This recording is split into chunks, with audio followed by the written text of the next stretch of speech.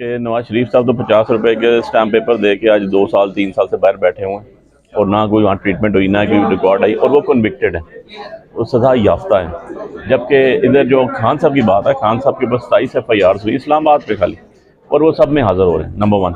और उनमें उनमें से 23 में उनकी जो FIR में उनके जो प्री रेस्ट बेल्स थी, जिसको हम अबूरी ज़मानत कहते हैं, वो मंजूर हुई, कन्फर्म हुई। और 3 बेल्स जो हैं वो अभी पेंडिंग पड़ी हैं, जिसमें वो हाज़िर होने की इस्तिस्ना उन्होंने ली हुई है, जिसमें वो समझता हूँ कि रूल ऑफ लॉ के ऊपर लीगल जो हमारी कम्युनिटी है उसमें किसी किस्म का भी इख्तलाफ है डिवीजन।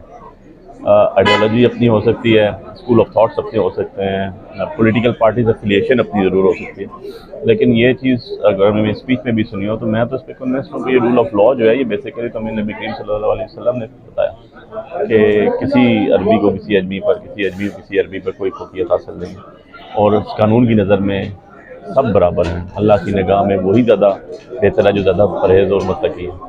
तो ये आइडियोलॉजी बेसिकली वो है और इसको सारे लोग मानते हैं। और जहाँ तक मुखलास की बात है, मैं नहीं समझता हूँ कि इसके ऊपर आप किसी वकील से पूछ लीजिएगा क्या रूल ऑफ लॉ पे बिलीव करते हो या नहीं करते हो, क्या करते हो। तो डिवीजन तो वहाँ होती है ना जहाँ पर कोई इख्तलाफ पाया जाए। तो रूल ऑफ लॉ के ऊपर किसी लेमैन से पूछें, किसी छापड़ी वाले से पूछें, किसी बिजनेसमैन से पूछें, किसी सोल्जर से पूछें, किसी कम्युनिटी से पूछें, आप किसी रूल ऑफ लॉ पे बिलीव करते हो तो ये ज़रूर कहेगा जी करते। तो इसलिए ये डिवीजन आप देख लें, आज पिंडी बार में फंक्शन हुआ और आपका हॉल खचाखच भरा हुआ था, इसमें मुख्तलिफ पार्टीज के लोग भी थे, लेकिन बेसिकली जो रूल ऑफ लॉ है वो इसके अंदर मुखला का बहुत अहम किरदार है। बिकॉज के बार और बेंच ये दोनों गाड़ी के 2 पहिए होते हैं, ना बार के बगैर बेंच मुकम्मल हो सकता है, ना बेंच के बगैर बार। तो इसके नवाज शरीफ साहब तो 50 रुपए के स्टैम्प पेपर दे के आज 2 साल 3 साल से बाहर बैठे हुए हैं और ना कोई वहाँ ट्रीटमेंट हुई ना कोई रिकॉर्ड आई, और वो कन्विक्टेड है, वो सजा याफ्ता है। जबकि इधर जो खान साहब की बात है, खान साहब के पास 27 FIR हुई इस्लामाबाद पे खाली, और वो सब में हाजिर हो रहे हैं नंबर 1। और उनमें से 23 में उनकी जो FIR में उनके जो प्री रेस्ट बेल्स थी, जिसको हम अबूरी ज़मानत कहते हैं, वो मंजूर हुई, कन्फर्म हुई। और 3 बेल्स जो हैं वो अभी पेंडिंग पड़ी हैं, जिसमें वो हाज़िर होने की इस्तिस्ना उन्होंने ली हुई है, जिसमें वो हाज़िर होंगे, क्योंकि सारे पाकिस्तान को पता है उनको बुलेट इंजरीज हैं। अब बुलेट इंजरीज में डॉक्टर जब उनको कहेगा उसके मुताबिक चलेंगे वो नंबर 1, और उसका बाकायदा मेडिकल सर्टिफिकेट कोर्ट में सबमिट होता है और कोर्ट उसको अर्जेंट करती है, नंबर 1। नंबर 2 चीज़ जो हमने तोशा खाना के हवाले से बात की, तोशा खाना केस जो ECP ने किया उसके अंदर आप अगर लास्ट डेट पे हुए और वहाँ तो हमने एक ऑब्जेक्शन लिया था कि जी ये कौन सी हमें व्हाट्सएप कॉपीज़ और प्रिंट आउट कौन से मिल रहे हैं, जो लीगल हमारी जो एक रिक्वायरमेंट है जो 265C के तहत है, जो हमें हमारे खिलाफ जो एलिगेशन है, जो कॉपीज़ हैं वो प्रोवाइड करनी है, वो हमारा राइट है, हर एक्यूज का राइट। और वो जज साहब ने आपने देखा होगा उससे एग्री किया और उन्होंने उनको फाइल वापस दी जो लास्ट डेट पे दी कि क्या डॉक्यूमेंट्स दिए आपने। किसी में हाथों की तस्वीरें आई हुई हैं, किसी के अंदर पेपर ब्लैक है, व्हाट्सएप पेपर्स हैं, ना कोई उनकी तरतीब है, ना उनका कोई आम जुबान में हम कहते हैं ना मुँह है ना सर है उनका। आपने एलिगेशन देनी है, आप जो हमारे पे लगाए हुए, जो आपने कंप्लेंट फाइल की उसकी कॉपीज देनी है, जो आपकी सरसरी शहादत जिसको हम कहते हैं एविडेंस की वो देनी है, और ये सारी टेस्टेड होंगी। हमने उस पर ऑब्जेक्शन लिया और कोर्ट ने हमारा ऑब्जेक्शन जो है उसको एक्सेप्ट किया और उनको वापस किया और उनको कहा कि जी आज के दिन मतलब कल 7 तारीख को केस फिक्स था, उसको एडिशनल सेशन जज साहब जो उसको सुन रहे हैं जफर इकबाल साहब, उन्होंने कहा जी कि प्रोवाइड करें, आप अपना कोई एसोसिएट छोड़ जाए, मैं उनको कॉपी दूँ। 3-3:30 बजे तक हमारे एसोसिएट कोर्ट रूम में बैठे रहे और किसी किस्म में कोई कॉपीज़ नहीं आई। तो इसके अंदर डिले हमारी साइड से तो नहीं है, हम तो कंटेस्ट करते हैं और अल्हम्दुलिल्लाह आज तक हम सरखरू हैं इसके अंदर। अब अगर लीगल कोई लीगल रिक्वायरमेंट भी पूरी नहीं अगर करता, लीगल रिक्वायरमेंट जो फुलफिल करनी मैंडेटरी रिक्वायरमेंट है, तो ECP के ऊपर आता है। ये क्वेश्चन तुमको बताना चाहिए कि भाई आप अदारा हैं, आप कंप्लेंट कर रहे हैं। और इसके बाद नेक्स्ट चीज़ ये है कि हमारा इसमें एक बड़ा रीजनेबल, बड़ा जेन्युइन लीगल ऑब्जेक्शन है, और आपके पास हिस्ट्री है, आप देख लें जरा, पिछली प्रेसिडेंट्स देख लें सुप्रीम कोर्ट की और बाकी कोर्ट्स की, कि जब भी ऐसा ECP ने कभी कंप्लेंट फाइल की है तो उस हल्के में होती है जहाँ से वो MNA है। ये नहीं है कि कराची से कोई MNA बना हुआ है और उसके खिलाफ जो पिटिशन फॉर डिस्क्वालिफिकेशन या उसके बाद जो ये आप प्राइवेट कंप्लेंट फाइल करते हैं उसके अंदर क्रिमिनल 200 सेक्शन CRPC के तहत वो आप इस्लामाबाद में कर दें या लाहौर में कर दें, वो कराची ही में होगी जहाँ से वो इलेक्ट होकर आया होता।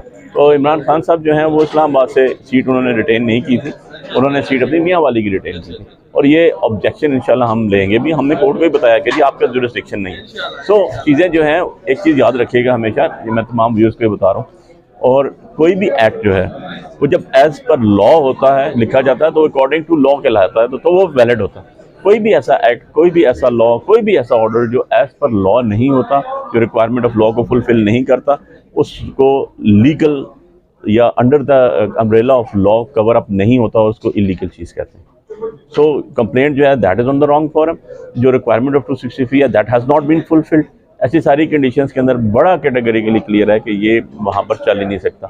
और आपके खुद कल का ऑर्डर शीट देख लीजिएगा, आपको पता चल जाएगा कि 3:30 बजे तक जज साहब इंतजार करते रहे। उसके बाद उन्होंने केस अर्जेंट किया, ECP की तरफ से कोई बंदा नहीं आया टेस्ट करके पेपर्स को। जब टेस्ट नहीं होंगे तो डॉक्यूमेंट्स की कोई वैल्यू नहीं है। अली साहब बताइएगा कि आप इमरान खान के लीगल एडवाइज़र के तौर पे काम कर रहे हैं, उनके केसेस भी देख रहे हैं। एक फैसला आज भी आ गया, कोई 43 MNAs का जो है वो जो फैसला है वो वापस भी नोटिफाई और कैंसिल किया गया है।